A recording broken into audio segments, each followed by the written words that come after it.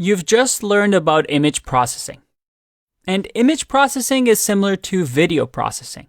They're both essentially analyzing a frame of an image and doing something with that data. So where do you go from here? Well, we can use libraries like Pillow, which are really great for simple images, or you can use something like OpenCV. And OpenCV is a very powerful library. As a matter of fact, OpenCV is used with machine learning, like self-driving car. You can see over here, somebody built an OpenCV Python neural network autonomous RC car. Yes, what we learned, although is just scratching the surface, leads us to learn about autonomous driving and machine learning. Now, we have a section on machine learning in this course, so we're going to dive deeper into that.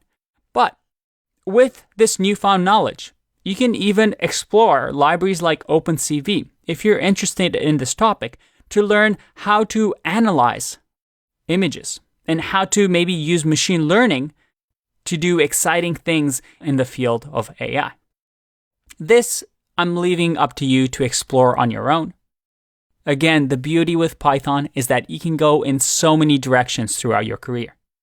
But for now, we still have lots more to learn, so I'll see you in the next one. Bye-bye.